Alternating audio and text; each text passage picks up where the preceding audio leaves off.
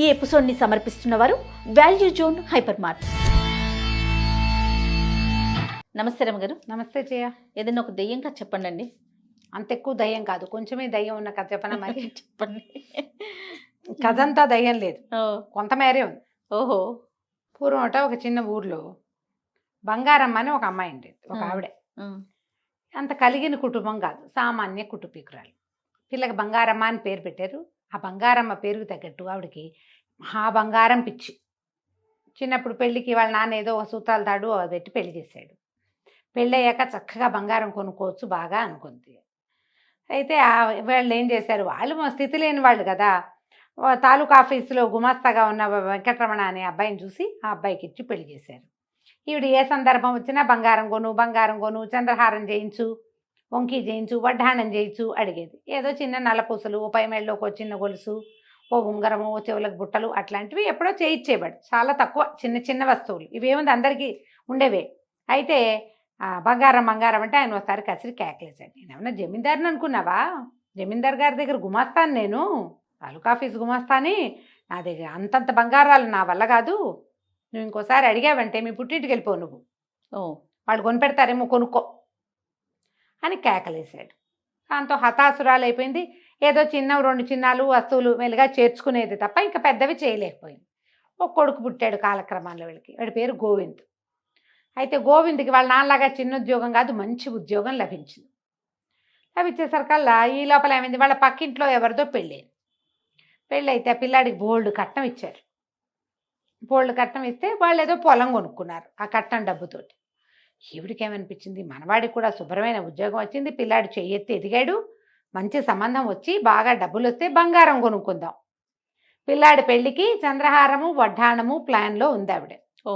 సరే ఏదో సంబంధాలు వస్తున్నాయి ఒకటి ఎర్ర. ఈ లోపల ఈ గోవింద్ ఏం చేశాడు, వాడి స్నేహితుడు పై ఊళ్ళో ప్రకాశం అని ఒకడు పెళ్లి చేసుకుంటుంటే ఆ పెళ్లికి వెళ్ళాడు. ఆ రోజుల్లో పెళ్ళంటే ఇప్పట్లాగా ఊరికి మొహం చూపించి భోజనం చేసి వచ్చే పెళ్ళిళ్ళు కాదుగా, 4 రోజులు వెళ్ళాలి. అక్కడ 3 రోజులు ఉండి వచ్చాడు. ఈ 3 రోజుల్లో ఏమైంది, ఈ అబ్బాయి వెళ్ళి దిగంగానే ఆ పెళ్లి కూతురి బాబాయ్ కూతురు, మేనమావ కూతురు, ఇంకో పిల్ల కమల, చక్కటి పిల్ల, ఎంత చక్కగా ఉందో, చేసుకుంటూ ఇట్లాంటి పిల్లనే చేసుకోవాలని భావించాడు. పెళ్ళికి 3 రోజుల ముందే వెళ్ళాడు ఈ అబ్బాయి. పెళ్ళైన మరుసటి రోజు వచ్చేద్దామనుకున్నాడు.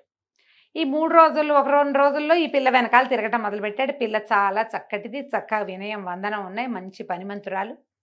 చూస్తే ఆ ప్రకాశాన్ని అడిగితే ఏమన్నాడు, వీళ్ళు చాలా పేదవాళ్ళు రా, వాళ్ళ దగ్గర ఏమీ లేదు, పేదవాళ్ళు, వాళ్ళు మీకేమీ కట్టం కానుకంటే, కట్టం కానుకేందుకు, ఇంత చక్కటి పిల్ల ఉంటే శుభ్రంగా పనిచేస్తోంది. ఆ రోజుల్లో పిల్లలకి చదువులు, ఉద్యోగాలు, ఆలోచనలు ఉండేవి కాదు కదా. వంట చేయటం, చక్కగా ఇంటి పని చూసుకోవటం, గొడ్డు గోదా అంటే మొక్కమోడు, మొగ్గుడు గోదా, పిల్ల మేక వీటిని చూసుకోవటం వచ్చి లక్షణంగా ఉంటే చాలు. సంపాదనల ఆలోచనలు అసలు లేనే లేవు. మన కాలంలో కూడా తక్కువే, ఇప్పుడు కదా వచ్చినాయి అవన్నీ. సరే ఏమైంది, ఆ పిల్ల తండ్రితోటి మీ అమ్మాయిని నాకు ఇచ్చి పెళ్లి చేయండి అంటే, నాయన పెళ్లి ఖర్చులు కూడా పెట్టుకోలేము మేము, మా వల్ల కాదు, మరి ఎట్లా పెళ్లి చేయాలో కూడా తెలియట్లేదంటే, పోనీ వీడి పెళ్లితో పాటే నా పెళ్లి కూడా చేసేయండి, ఇక్కడే నేను కూడా పెళ్లి చేసుకుంటానని ఆ ప్రకాశాన్ని ఒప్పించాడు. ఆ ప్రకాశం వాళ్ళది కలిగిన కుటుంబం. వాళ్ళు ఏమన్నారు, సరే పిల్ల నచ్చింది, ముహూర్తం మంచిది, ఎవరికైనా పెళ్లి చేసుకోవచ్చు, ఏముంది ఇంకో 2 పీటలు ఇస్తే అదే పురోహితుడు అదే మంత్రం చదువుతాడు, అదే భోజనాలతో సరిపోతుంది అని చెప్పి ఆ ప్రకాశం వాళ్ళ మావగారు తమ కజిన్ బ్రదర్ అయిన ఈ కమలా వాళ్ళ నాన్నతోటి ఒప్పించేసి పెళ్లి చేసేసాడు. పెళ్లి చేసుకుని చక్కగా మర్నాడు కొత్త భార్యని అతని మావని వెంబడి పెట్టుకొచ్చాడు గోవింద్. తల్లి చూసి నిర్కాంతపోయింది. లోపలికి వచ్చాడు, అమ్మ ఇదిగోనే నీ కోడలు, సమయం లేదు, ముహూర్తం మంచిది, నా నక్షత్రానికి కూడా సూట్ అవుతుందని చెప్పారని పెళ్లి చేసుకొచ్చాను, ఇదిగో వీళ్ళ అమ్మా నాన్న అన్నాడు. సామాన్యమైన బట్టల్లో పసుపు తాడు, నల్లపూసలు తెప్పిస్తే ఏమీ లేని పిల్ల తల్లి కళకళ్ళాడుతోంది, కానీ మెళ్ళో చిన్నమంత బంగారం కూడా లేని పెళ్లి కూతుర్ని చూసేసరికల్లా నిర్ఘాంతపోయింది బంగారమ్మ. ఎవరెవరా పెళ్లి చేసుకోవటం ఏమిటి, ఓ కట్నం కానుక మంచి చెడు లేకుండా హాత్తేరి అని తిట్టింది. తిట్టేసరికల్లా అత్తయ్య దండ పెడుతుంటే, ఎవతే నీకు అత్తపో బయటికి అంది కోడల్ని. వాళ్ళేమో అలాగ, అక్కయ్య గారు పిల్ల నచ్చింది మీ వాడికి, నేను కూడా అంత స్థితిమంతుణ్ణి కాను, ముహూర్తం బాగుందని కన్యాదానం చేసేసాము, మమ్మల్ని క్షమించండి అని వాళ్ళు అంటుంటే, ఎవరు నీకు అక్కయ్య గారు, పో బయటికి అని వాళ్ళని తిట్టింది. వాళ్ళ అమ్మా నాన్నని తిట్టింది, పిల్లని తిట్టింది. గోవింద్ అన్నాడు, నువ్వు ఏమన్నా సరే ఈ అమ్మాయి నా భార్య, నేను వివాహం చేసుకొచ్చాను, ఈ పిల్లని ఇంట్లో పెట్టుకోవాల్సిందే. వీళ్ళ పరిస్థితి ఏంటి, ఇది ఈ అమ్మాయి బంగారం భర్త ఉన్నాడు కదా వెంకటరమణ, ఆయనకి అనారోగ్యం వచ్చి ఉద్యోగం విరమించుకుని ఇంట్లో ఉన్నాడు. వాళ్ళ ఇల్లు నడవాల్సింది గోవిందుడితోటే. ఆ మొగుడు కనుక ఉద్యోగం ఉండి వాళ్ళ కథ నడుస్తుంటే ఆవిడ కొడుకుని పొమ్మనేది. ఇప్పుడు పొమ్మని అనలేదు, ఇల్లు వాడే నడుపుతాడు. కొడుకు పెళ్లి వల్ల రావాల్సిన కట్నం కానుక, బంగారం, చంద్రహారం, వంకి వడ్డాణాలన్నీ పోయినాయి.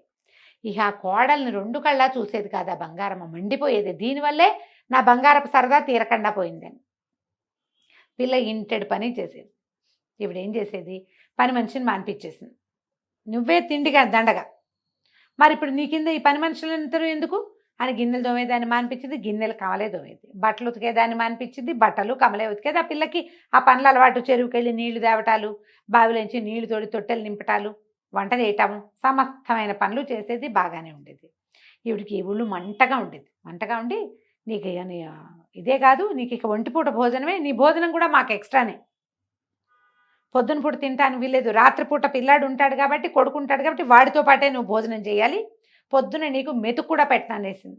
వంట పిల్ల చేసేది, అత్తగారు మావగారు అన్నం తినేవారు, ఆయన తిని పడుకునేవాడు, ఒంటో బాగుండదు కాబట్టి. ఈవిడ చచ్చినా మా కోడలికి అన్నం పెట్టేది కాదు. పెట్టకుండా ఒక 10 రోజులు గడిచినాయి.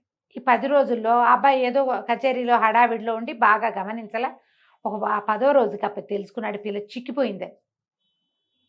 ఇదేమిటి ఇంత చిక్కిపోయావు, నువ్వు ఇంత సన్నగా అయిపోయావు, జాకెట్ అంతా వదిలేపింది, రవికి ఎందుకు వదిలేయింది, ఇంత సన్నబడిపోయావేమిటి అని అడిగాడు. సమాధానం ఆవిడ అత్తగారు ఏం చెప్పిందంటే, ఒకవేళ గనక అబ్బాయికి ఈ విషయం చెప్పేవో దొంగతనం అంటగట్టి నిన్ను మీ పుట్టింటికి పంపించేస్తాను శాశ్వతంగా అని గట్టిగా చెప్పేసింది. ఇప్పుడు ఆ పుట్టింట్లో ఆ గతి కూడా లేదు. మొగుడు చక్కగా ముద్దుగా చూసుకుంటాడు, ప్రేమగా ఉంటాడు, మంచివాడు, ఇల్లు వాకిలి కళగా అన్నీ బాగున్నాయి. దీన్ని వదిలిపెట్టుకుని ఏం వెళ్తుంది పాపం, ఈ కాలం పిల్లగాదుగా, నోరు మూసుకుని ఊరుకుంది. ఈ 10వ రోజు రాత్రి పెరట్లో కూర్చుని ఏడుస్తూ కూర్చుంది. ఆకలి, పుట్టింటికి వెళ్ళిపోవాలని ఉంది, తిండి సరిపోవటం లేదు దానికి, ఏం చేయాలో తెలియక ఏడుస్తుంటే ఆ ఇంటి వెనకాల ఒక కానుగ చెట్టు ఉంది. ఆ కానుగ చెట్టు మీద ఎప్పటి నుంచో ఒక దయ్యం ఉంటుంది. అది రోజు వీళ్ళింటికేసి చూస్తుంది, కానీ ఇంట్లోకి వచ్చే ఆలోచన ఎప్పుడు చేయలే. ఈ పిల్ల ఏడుస్తూ కూర్చున్న పిల్లని చూసేసరికి లోపలికి వచ్చింది. వచ్చి, ఎందుకు నువ్వు ఏడుస్తున్నావు ఏమిటంటే ఈ పిల్ల కథ అంతా చెప్పింది. సరే అయితే ఆవిడేం చెప్పింది, నువ్వు రేపొద్దునే పుట్టింటికి వెళ్ళిపోతావు, ఇక నిన్ను చేర్చుకునేది లేదు అని గట్టిగా చెప్పేసింది అత్తగారు. అయిపోయింది, నేను పంపించేస్తానని. పుట్టింటికి వెళ్తే ఇంకా మళ్ళీ వెనక్కి మొగుడి దగ్గరికి రానివ్వదు, పుట్టింటి మీద బెంగగా ఉంది, వెళ్తే ఇంకా రానివ్వదు. ఏం చేయాలో తెలియక ఏడుస్తుంటే ఈ దయ్యం ఏముందంటే, సరే ఇవాళ నుంచి నువ్వు తినే 1000 మెతుకులకి 1 మెతుకు బంగారు మెతుకు అవుతుంది, నీ కంచంలోకి వస్తాయి, మీ అత్తకి ఈ సంగతి చెప్పు అని చెప్తే తెల్లవారు లేవగానే ప్రయాణం కట్టమని కోడల్ని కసిరింది బంగారం. అప్పుడు అత్త ఇదేం చెప్పింది, రాత్రి మా గృహదేవత పెరట్లో కనపడింది, అదొకటి చెప్పింది నాకు, దయ్యం అని చెప్పల. గృహదేవత ఏం చెప్పిందంటే, నేను 1000 మెతుకులు తింటే 1 బంగారు మెతుకు కంచంలో పడుతుందిట అనేసరికల్లా, ఇది గృహదేవత ఇన్నాళ్ళు ఏమైంది, ఇన్ని రోజుల నుంచి నేను ఊరికే మేపుతున్నాను అని తిట్టి, సరే చూద్దామని అన్నం పెట్టింది. మధ్యాహ్నం అన్నం పెడితే పిల్ల చక్కగా కడుపు నిండా అన్నం తినది. 2 బంగారు మెతుకులు కనపడ్డాయి. నేను కంతపోయింది ఆవిడ. అయ్య బాబోయ్, ఇన్ని రోజులు పోగొట్టుకున్నానే నేను దీనికి. ఇప్పుడు అది ఎన్ని రోజులు అన్నం తింది కదా, ఇది మొదటి రోజునే కనుక దీన్ని పొట్ట మార్చుంటే, మొదట కొన్ని రోజులు మామూలుగా పెట్టింది, తర్వాత కదా పగటిపూట అన్నం పెట్టడం మానేసింది. మొదటి రోజునే మార్చుంటే ఎన్ని మెతుకులు వచ్చేవో అని 2 మెతుకులు తీసుకుంది, జాగ్రత్త పెట్టుకుంది ఒక భరణలో. పొద్దున సాయంత్రం అన్నం తినేది పిల్ల. అది 1000 మెతుకులు అవ్వగానే ఓ బంగారు మెతుకు కంచం పక్కన ప్రత్యక్షమయ్యేది.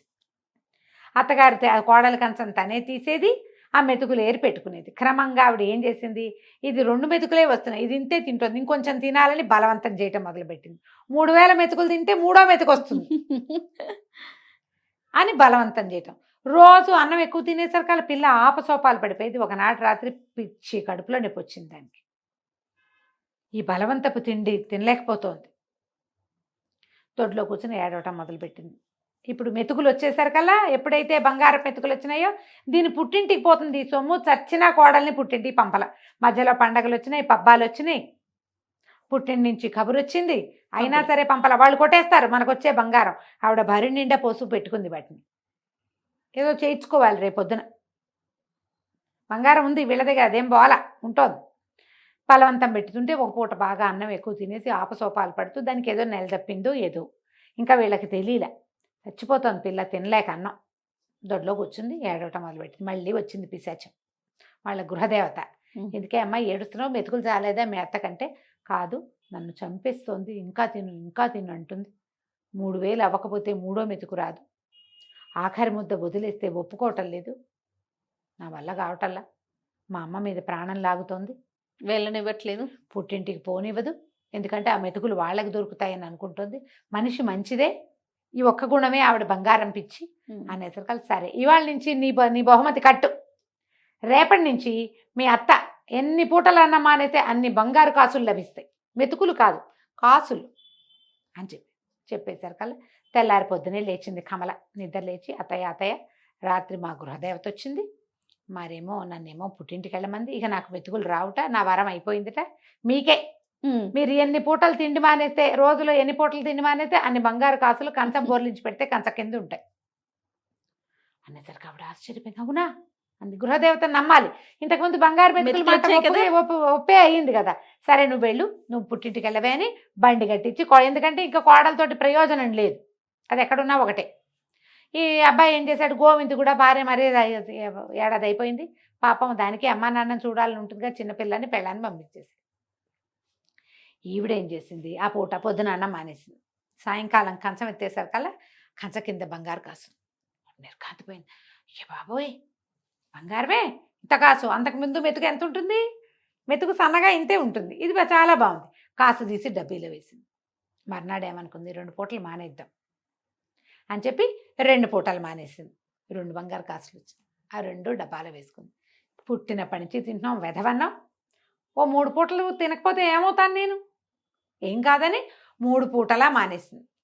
మానేస్తే ఆ కంచం దగ్గరికి వెళ్ళి వంగి తీసుకోవటానికి కూడా సత్తు చాలే ఆవిడికి. ఈ నీరసంగా ఈడుస్తూ పోయి 3 కాసులు తీసుకుంది. 4వ రోజు మానేసేసరికల్లా మరి అన్నం మానేసేసరికి ఏమవుతుంది, ఓపిక ఉండద్దు, ఇక కళ్ళు తిరిగిపోతున్నాయి, కాళ్ళు తేలిపోతున్నాయి, పని చేసే సత్తా లేదు. పని చేసే పిల్లేమో పుట్టింటికి వెళ్ళింది, కోడలు లేదా, గుడ్లు గూట్లోకి వచ్చినాయి. కొడుకుని అడిగింది, ఒరే నువ్వు ఒకసారి మన వైద్యుడు గారి దగ్గర, ఊళ్ళో వైద్యుడు ఉన్నాడు కదా, ఆయన అడిగి జావ కానీ మజ్జిగ కానీ ఏదైనా అన్నానికి భిన్నం తీసుకుంటే అది భోజనంతో సమానం అవుతుందా అవదా కనుక్కో. మజ్జిగ తాగైనా బతుకుదామనుకుంది, మజ్జిగ తాగి బంగారు కాసులు సంపాదించాలి అనేసరికల్లా వీడు పరిగెత్తుకుంటూ వైద్యుడి దగ్గరికి వెళ్ళాడు. ఏమిటి ఇదేం ప్రశ్న, ఇటా అడుగుతుంది ఏంటి అమ్మ అనుకున్నాడు. మరి తెలియలా, అమ్మ నీరసంగా ఉందని తెలుస్తోంది కానీ ఆవిడ ఎందుకు నీరసంగా ఉందో వాడికేం తెలుసు. భర్త ఏమో పడుకుంటాడు, ఆయన చూడటల్లా ఆవిడ అన్నం తిన్నదో లేదో. వెళ్ళేసరికల్లా వైద్యుడు అన్నాడు, మంచినీళ్ళు తప్ప అన్నీ భోజనమే, మజ్జిగ భోజనమే, పాలు భోజనమే, జావా భోజనమే, మంచినీళ్ళు ఒక్కటే భోజనం కాదు. మంచినీళ్ళతో ఎంతసేపు ఉంటారు.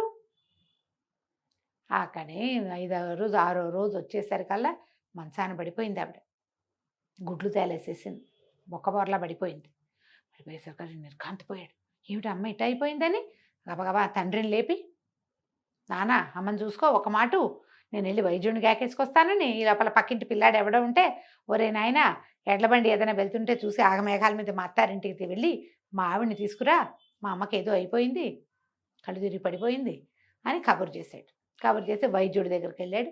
వైద్యుడికి ఏమో అంతుపడుతుంది, ఇంత పిచ్చ నీరసం ఈవిడికి ఎందుకు వచ్చిందో వైద్యుడికి తెలియలా. ఆయనకు అంత చెబితే కదూ, నేను అన్నం తింటలేదని చెప్తే కదా. ఆవిడ ఆ పరిస్థితుల్లో కూడా ఈ బంగారు కాసులు వస్తున్నాయంటే ప్రజలకు తెలిసిపోతే ఎట్లా, నోట్లోంచి మాట కూడా లేదు, పడిపోయింది అంతే. ఈ వైద్యుడు వచ్చి మాట్లాడి చేసి వెళ్ళి ఆయన ఏదో పొట్లాలు ఇచ్చేసరికి ఈ బండి మీద వెళ్ళిన కుర్రాడు ఒక 2 గంటల్లో 3 గంటల్లోనో కమలని వాళ్ళ ఇంటి నుంచి బండి ఎక్కించుకు తీసుకొచ్చేసాడు.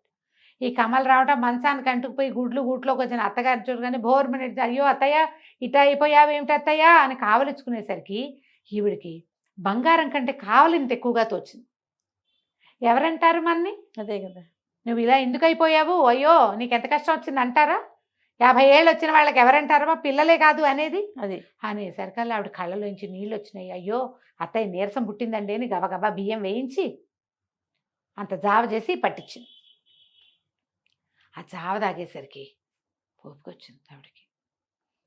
ఓపుకొస్తే కోడలు అడిగింది, ఏం చేసావు అత్తయ్య, ఎందుకు ఇట్లా అయిందంటే, కాదే అమ్మా, ఒక పూట మానేస్తే ఓ కాసు వచ్చింది, 2 పూటలు మానేస్తే 2 కాసులు వచ్చాయి, 3 పూట్ల మానేస్తే 3 కాసులు వస్తాయి కదా, వడ్డాణము వంకి చేయించుకోవచ్చు అనుకున్నాను, అన్నం మానేసేసరికి నిస్త్రాన్ని వచ్చింది అని అనేసరికి కోడలు అంది, అవన్నీ చేయించుకోవడానికి నువ్వు బతికుండద్దు, అదే కదా. చేయించుకుని పెట్టుకుంటే అందం ఉండాలి కదా మనిషికి, ఆ మాత్రం మటసంగా ఉంటే ఓ వస్తువు పెట్టుకున్న అందం చందం, నువ్వు ఇట్ట అయిపోతే ఇంకేం వస్తువు అందం అత్తయ్య. ఆవిడకే అనిపించింది. ఇలా గబగబా 4 పనులు చేసేసింది. సాయంకాలం అయ్యేసరికి వేడివేడిగా అన్నం వండేసి అత్తగారికి అన్నం పెట్టింది. కాసులు లేవు, ఏం లేవు. ఆవిడకి అనిపించింది, అన్నం కదా మనకు కావాల్సింది, వెధవ బంగారం, ఎప్పుడో ఒక్కసారి ఒక పేరెంటానికి పెట్టుకెళ్ళే వస్తువుల కోసం నిత్యం ఉండవలసిన అన్నాన్ని వదిలేసుకుని దీపంలా ఇంట్లో ఉండాల్సిన కోడల్ని నానా హింస పెట్టి నేనేం సాధించాను అనుకుని ఆ గృహదేవత ఎవరో ఆవిడకు ఒక దండం పెట్టి అప్పటి నుంచి ఈ పద్ధతి అంతా మానేసి ఆ మెతుకుల్ని ఆ కాసుల్ని అన్నీ కరిగించి కోడలికే వంకి వడ్డాణము చంద్రహారాలు చేయించి కళగా పెట్టి చూసి బాగుందమ్మా అని నోరు మూసుకుని ఊరుకుంది. బంగారం భ్రమ తీరిపోయింది. అన్నం కంటే బంగారం ఎక్కువ. అదే కదా కదా, బంగారు కణికలు మింగలేం కదా, మింగలేం కదా. కథ కంచికి మనం ఇంటికి. చాలా బాగుందండి.